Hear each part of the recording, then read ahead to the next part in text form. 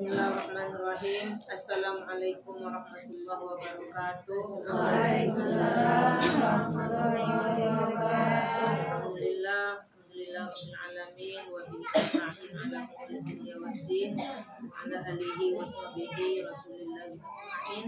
Pertama-tama marilah kita sama-sama bersyukur kepada Allah Subhanahu wa taala yang mana pada siang hari ini kita tetap diberinya kesehatan, kesempatan sehingga kita dapat hadir bersama di rumah ibu ahli bait itu dalam rangka kegiatan rutin mingguan kita.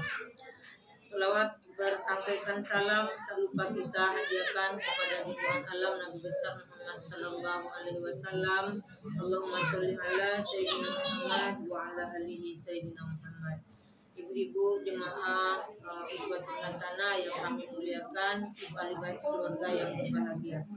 Ibu, di sini kami menjelaskan ataupun mengulang-ulang tentang penjelasan sholat jamak dan qashar di perjalanan. Karena ibu-ibu semua, ibu-ibu yang sering berjalan, mungkin jaraknya ada yang lebih daripada 81 km. Jadi untuk itu kita mengingatkan kembali ataupun kita mengulang-ulang ingatan kita. Jadi menjamak itu sholat hukumnya itu mubah, artinya diperbolehkan menjamak bagi seseorang yang memenuhi syarat-syaratnya. Syaratnya apa ibu-ibu? Yang pertama yaitu musafir atau dalam perjalanan dengan jarak minimal 81 km.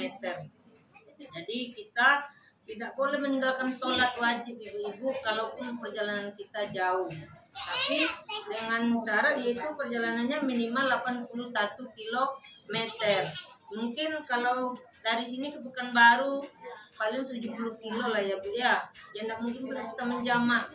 Jadi kalaupun kita hanya jaraknya di bawah 81 km, nah itu tidak termasuk syarat untuk menjamak sholat. Yang kedua yaitu bukan dalam perjalanan maksiat. Nah itu syaratnya. Kalau dalam perjalanan maksiat tentu kita tak sholat, tentunya lupalah kita dengan sholat. Dan yang ketiga syaratnya dalam keadaan ketakutan seperti sakit, hujan, lebat, atau angin topan ataupun bencana lainnya. Jadi syaratnya itu tertentu. Nah, perjalanannya jauh, yaitu minimal jaraknya 81 km tersebut. Sholat jamak terbagi dua. Yang pertama itu jamak takdim. Jamak takdim itu kita laksanakan ibu-ibu. Misalnya ibu-ibu dari perjalanan itu datang sholat zuhur, mungkin kira-kira menjelang sholat asar kita tidak sampai ataupun terlewatkan.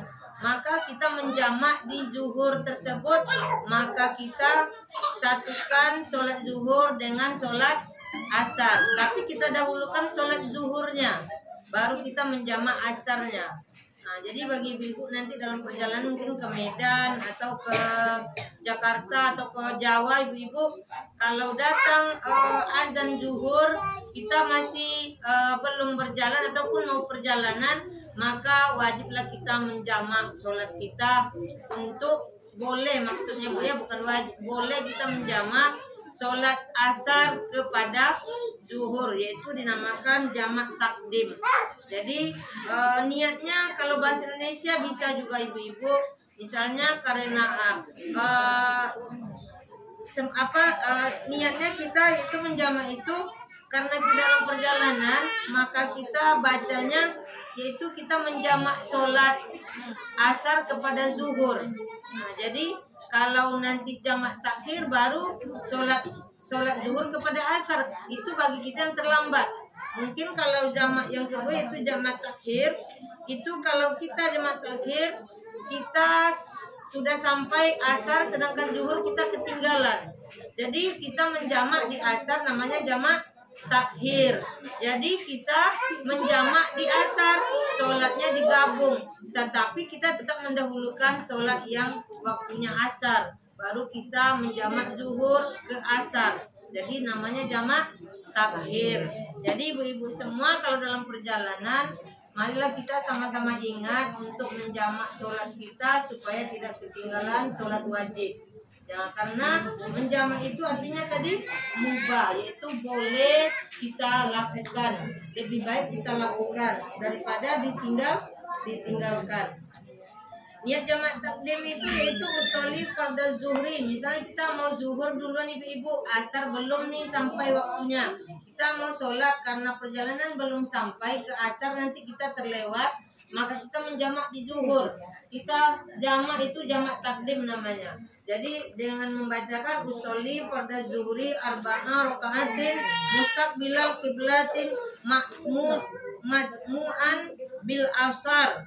Jamak takdim lillahi ta'ala. Kita majmu'an, jamak takdim, yaitu menjamak sholat asar ke zuhur. Nanti setelah itu kita sholat lagi. Berarti sholat kita berapa rakaat ibu-ibu? 8 rakaat. Kita dahulukan zuhur, baru tidak ada sela lagi, langsung kita ke asar, tetapi usolinya jamak. Jamak takdim namanya. Tetapi bila perjalanan itu sudah terlewat, maka berhenti di sholat asar, zuhur belum dikerjakan, maka kita menjamak zuhur ke asar. Jamak apa namanya tadi Bu? Jamak takhir.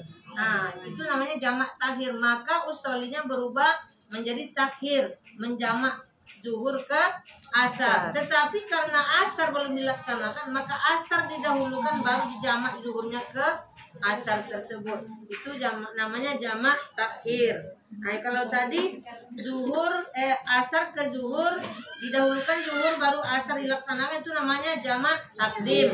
Jadi menjamak jamak takdim namanya ibu-ibu. Kalau dari zuhur ke asar, maka asar didahulukan, namanya jamak takhir. Nah, jadi kalau ibu-ibu kita lah semuanya dalam perjalanan, kita tidak usah ragu Bu.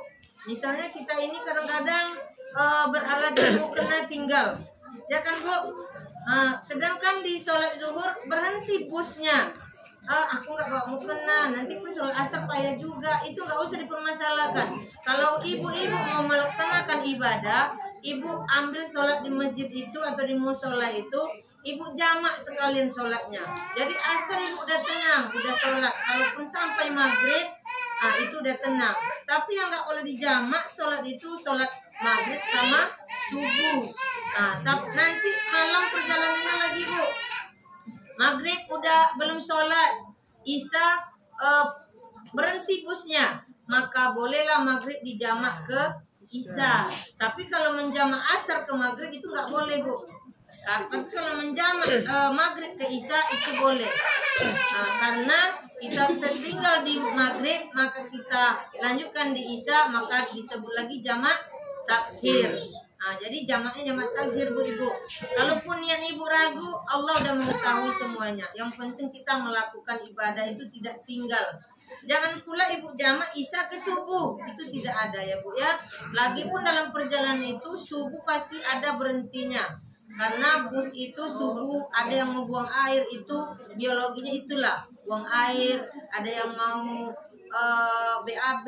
Jadi walaupun mobil itu tidak secara langsung menurunkan orang sholat, maka juga penumpangnya udah minta turun karena ada yang kebelit. Jadi kesempatan sholat itu yang dijamak hanya tadi zuhur ke asar atau asar ke zuhur tadi jamak takdim, dan juga maghrib ke isya. Jadi cuma dua itu Bu, subuh tidak boleh dijamak dan asar ke maghrib juga tidak boleh dijamak. Jadi ibu-ibu semua mudah-mudahan paham, karena Al-Qur'an juga menerangkan di sini, yaitu surat An-Nisa.